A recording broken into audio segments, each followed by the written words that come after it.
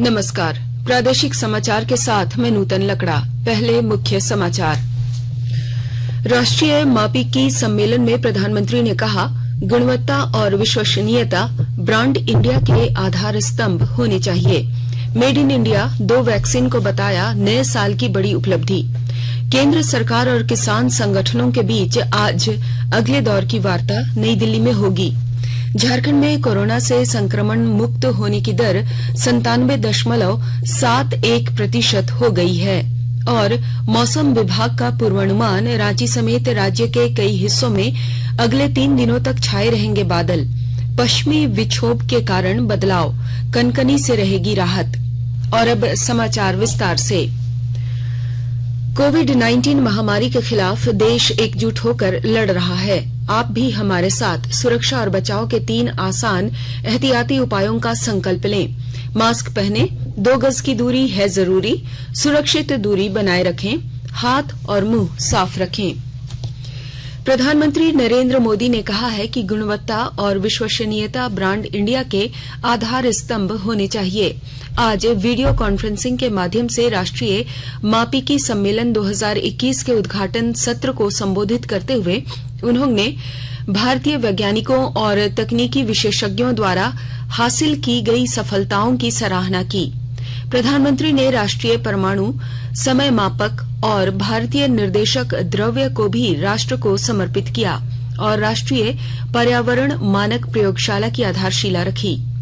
National परमाणु समय मापक भारतीय मानक समय को 2.8 नैनोसेकंड की सटीकता के साथ दर्शाता है। भारतीय निर्देशक द्रव्य का उद्देश्य अंतर्राष्ट्रीय मानकों के अनुरूप प्रयोगशाला को गुणवत्ता आश्वासन उपलब्ध कराना है। राष्ट्रीय पर्यावरण मानक प्रयोगशाला औद्योगिक उत्सर्जन निगरानी उपकरणों के प्रमाणीकरण में आत्मनिर्भरता हासिल करने में सहायता करेगी। भारतीय वैज्ञानिकों की उपलब्धियों और उल्लेख करते हुए प्रधानमंत्री ने भारत में तैयार किए गए 2 कोविड टीकों की सराहना की। आज हमारे वैज्ञानिक नेशनल एटॉमिक टाइम स्केल और भारतीय निर्देशक द्रव्य प्रणाली राष्ट्र को समर्पित कर रहे हैं और साथ ही देश की पहली नेशनल एनवायरमेंटल स्टैंडर्ड लेबोरेटरी का शिलान्यास भी हुआ है। नए दशक में ये शुभारंभ देश का गौरव बढ़ाने वाले हैं। साथियों, नया साल अपने साथ एक और बड़ी उपलब्धि लेकर आया है। भारत के वैज्ञानिकों ने एक नहीं 2 made in India Covid vaccine विकसित करने में सफलता पाई है। श्री मोदी ने CSIR के वैज्ञानिकों से देश में छात्रों के साथ बातचीत करने और कोरोना चुनौती के खिलाफ देश की लड़ाई के बारे में चर्चा करने को कहा। प्रधानमंत्री ने कहा कि देश के सामने आज नई चुनौतियां और लक्ष्य हैं। उन्होंने कहा कि देश को आत्मनिर्भर भारत का लक्ष्य हासिल करने के लिए नए मानक विकसित करने होंगे। उन्होंने कहा कि देश द्वारा अपनाए गए गुणवत्ता मानक भविष्य में विश्व मंच पर उनकी महत्वपूर्ण भूमिका को तय करेगा। देश वर्ष 2022 में अपनी स्वतंत्रता के 75 वर्ष पूरे कर रहा है। वर्ष 2047 में 2047 में हमारी आजादी के 100 वर्ष होंगे। इस टाइम पीरियड में हमें आत्मनिर्भर भारत के नए संकल्पों को ध्यान में रखते हुए नए मानकों, नए पैमानों, न्यू स्टैंडर्ड्स, न्यू बेंचमार्क्स को गढ़ने की दिशा में आगे बढ़ना ही है। साथियों, CSIR NPL तो भारत का एक प्रकार से टाइम कीपर है, यानी भारत के समय की देखरेख व्यवस्था आपके ही जिम्मे है। जब समय की जिम्मेदारी आपकी है तो समय का बदलाव भी आपसे ही शुरू होगा। नए समय का, नए भविष्य का निर्माण भी आपसे ही दिशा पाएगा। इस अवसर पर विज्ञान और प्रौद्योगिकी मंत्री डॉक्टर हर्षवर्धन और वैज्ञानिक और औद्योगिक अनुसंधान परिषद के महानिदेशक शेखर मांडे भी उपस्थित थे।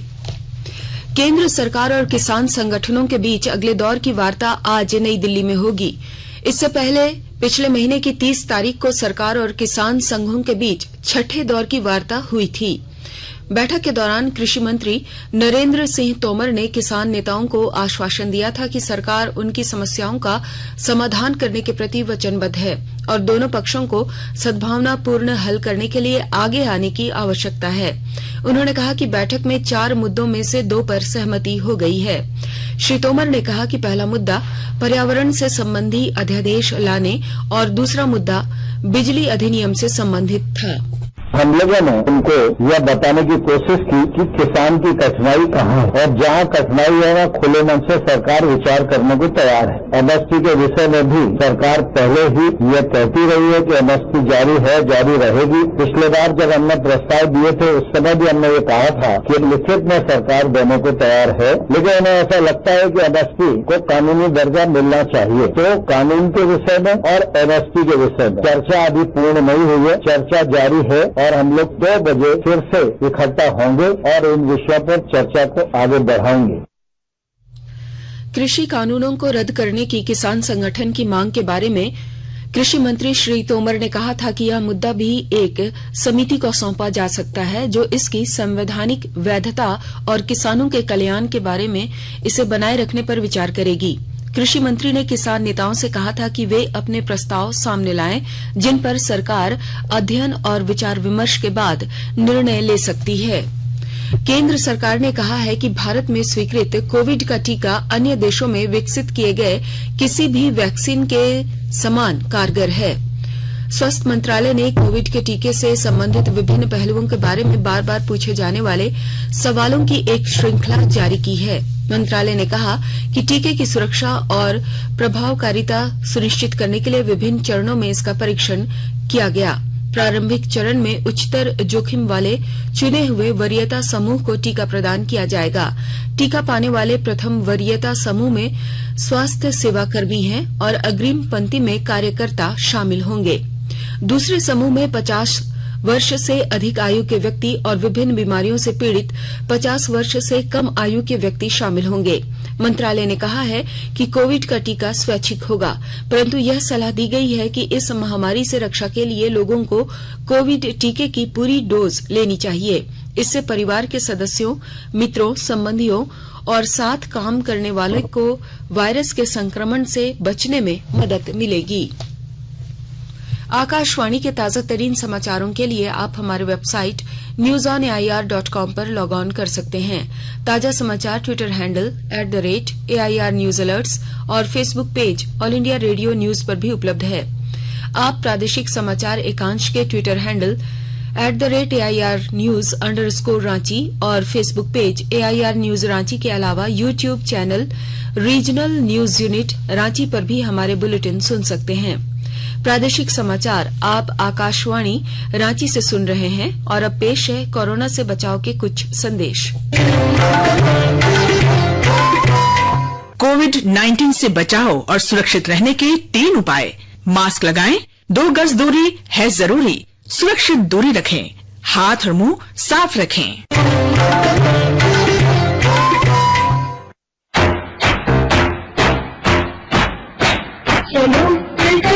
शुरुआत करें, चलो एक फैसला आज करें, मास्क नहीं तो टोकेंगे, कोरोना को रोकेंगे, चलो एक इरादा करते हैं, चलो एक इरादा करते हैं, मास्क नहीं तो टोकेंगे, कोरोना को रोकेंगे।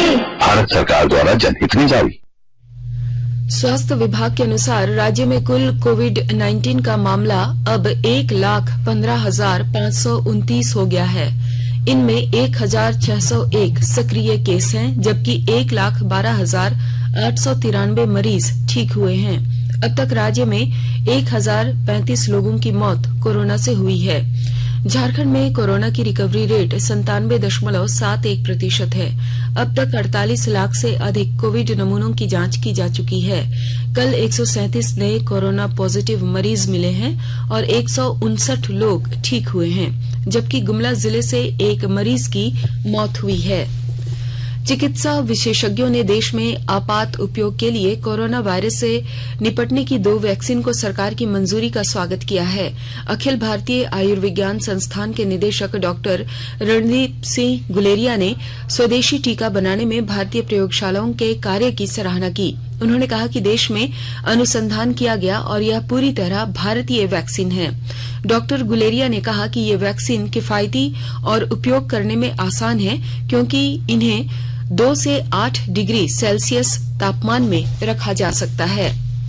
प्रधानमंत्री नरेंद्र मोदी कल 11 बजे वर्चुअल माध्यम से कोची मंगलुरु प्राकृतिक गैस पाइपलाइन राष्ट्र को समर्पित करेंगे। यह आयोजन one nation one gas grid की दिशा में महत्वपूर्ण कदम है। 450 किलोमीटर लंबी इस पाइपलाइन का निर्माण गेल इंडिया लिमिटेड ने किया है। इसकी परिवहन क्षमता प्रतिदिन 1 crore 20 lakh million metric ton standard cubic metre है। लोहरदगा जिले में लंबे समय के बाद उच्च कक्षा के विद्यालयों के खुल जाने से विद्यार्थियों में खुशी देखी जा रही है। पठन पाठन सामान्य रूप से होने लगा है। अधिकारी भी विद्यालयों का निरीक्षण कर रहे हैं। सभी स्कूलों में कोरोना गाइडलाइन का पालन किया जा रहा है। विस्तृत ब्यौरा दे रहे हैं हमारे लोहरदगा संवाददाता। लोहरदगा जिला में उच्च कक्षा के विद्यालयों के खुल जाने से विद्यार्थियों में खुशी देखी जा रही है।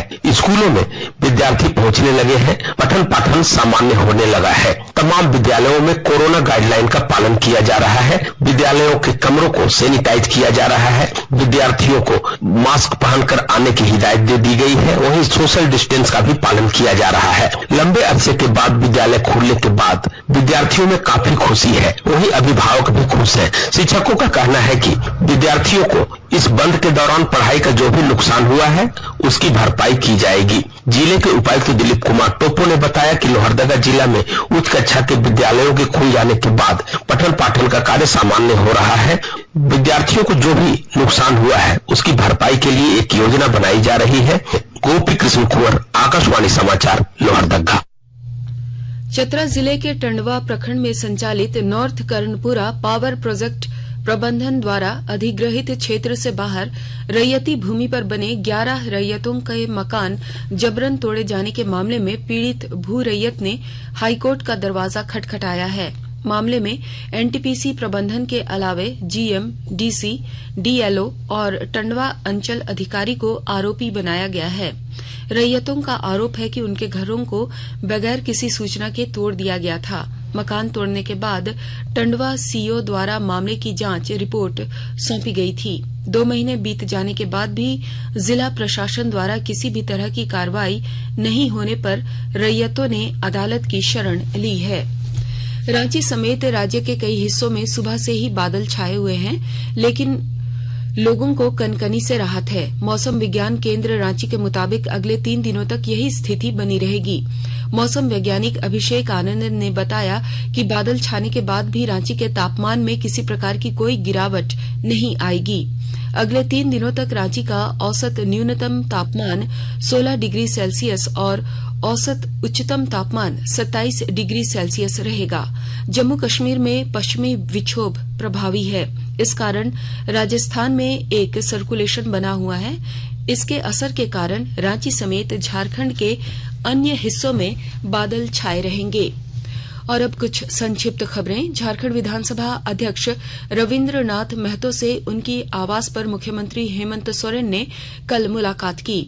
विधानसभा अध्यक्ष से मुख्यमंत्री की यह शिष्टाचार भेंट थी। मौके पर मुख्यमंत्री ने विधानसभा अध्यक्ष को नववर्ष की शुभकामनाएं दी। मुख्यमंत्री हेमंत सोरेन से कांके रोड स्थित मुख्यमंत्री आवास में कल रिम्स के निदेशक डॉक्टर कामेश्वर प्रसाद ने मुलाकात की। मुख्यमंत्री से यह उनकी शिष्टाचार मुलाकात थी। दुमका जिले में नगर थाना पुलिस को बड़ी सफलता मिली है। पुलिस ने 9 चोरी के बाइक के साथ एक अपराधी को गिरफ्तार किया है। चतरा जिले में टंडवा प्रखंड क्षेत्र के सुदूरवर्ती गांव उड़सू और बुकरू में हाथियों के झुंड ने करीब 10 एकड़ आलू की फसल के साथ साथ भारी मात्रा में केले के फसलों को रौंद डाला। और अब अंत में मुख्य समाचार एक बार फिर। राष्ट्रीय मापिकी सम्मेलन में प्रधानमंत्री ने कहा, गुणवत्ता और विश्वसनीयता ब्रांड इंडिया के आधार स्तंभ होने चाहिए। मेड इन इंडिया 2 वैक्सीन को बताया नए साल की बड़ी उपलब्धि। केंद्र सरकार और किसान संगठनों के बीच आज अगले दौर की वार्ता नई दिल्ली में होगी। झारखंड में कोरोना से संक्रमण मुक्त होने की दर 97.71% हो गई है। और मौसम विभाग का पूर्वानुमान, रांची समेत राज्य के कई हिस्सों में अगले 3 दिनों तक छाए रहेंगे बादल। पश्चिमी विक्षोभ के कारण बदलाव, कनकनी से रहेगी राहत। इसके साथ ही आकाशवाणी रांची से प्रादेशिक समाचार का ये बुलेटिन समाप्त हुआ। नमस्कार। घर में रहिए, सुरक्षित रहिए और सुनते रहिए आकाशवाणी।